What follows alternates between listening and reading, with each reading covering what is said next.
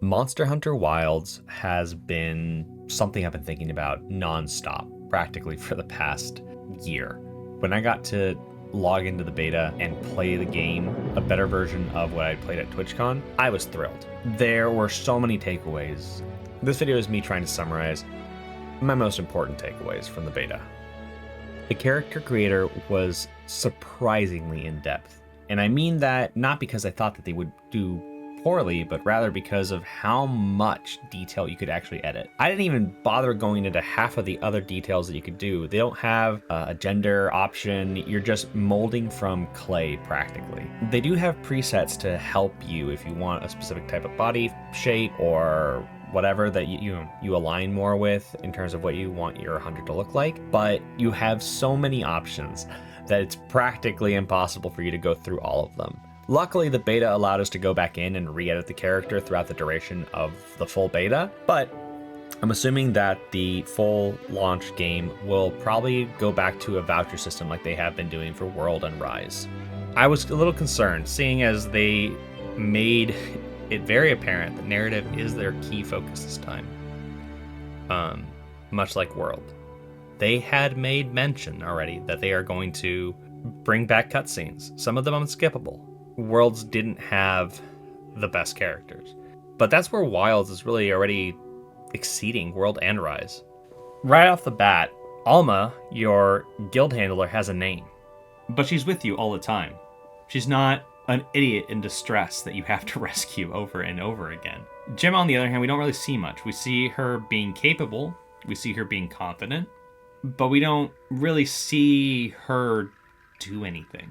You do have the other commission member from the prior fleet, but they mostly stand in as yeah, we built a base here, so you're welcome to kind of port ship in here. Our Palico has been given a brand new voice that I immediately turned off and went back to cat noises.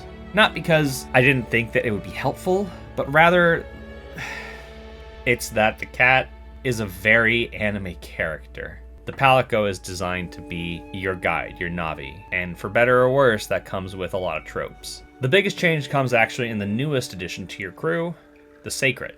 The Sacred is the unofficial 6th member of your crew and is introduced during the first intro mission. The Sacred immediately acts as not just your trusty steed, but rather your companion. I would argue more so than, or just as much as your Palico. It becomes intrinsic to fights. Your Sacred is synonymous with the world of Wilds. It is how you get around, it is how you communicate with your environment. The game starts you out with a simple mission of defeating one of the new monsters, a Chatacabra. Chatacabra is basically a giant toad that uses an adhesive saliva to coat its arms in basically whatever it can find around itself. Minerals, conductive material, and then that augments its abilities.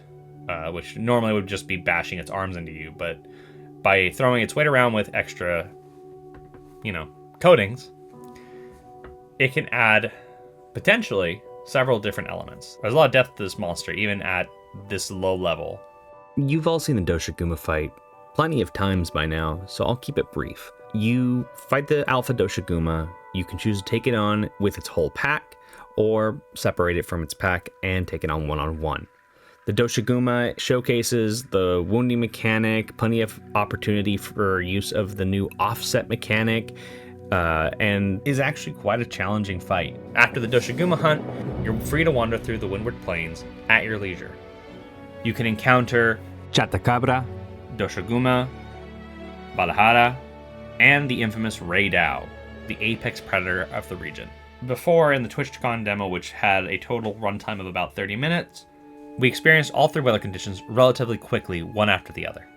In the open beta, we experienced the weather conditions in the same order, however, it does take a little bit longer for them to transition. It seems to be about roughly 15 minutes for a weather transition to occur. And that means that you have 15 minutes in a hunt, currently, where you have some stability. You can also see a forecast of both monsters and weather patterns that are approaching. You can see a timer for how much a monster on the field is left out there.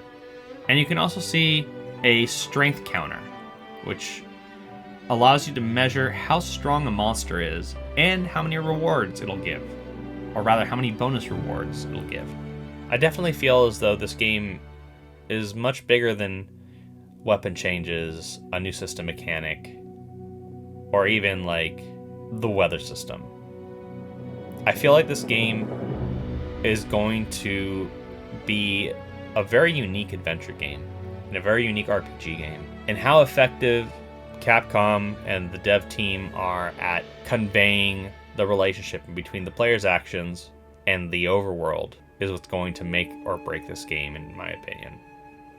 I feel that we are either going to get a very good game or a masterpiece, depending on the execution. Either way, I'm really excited.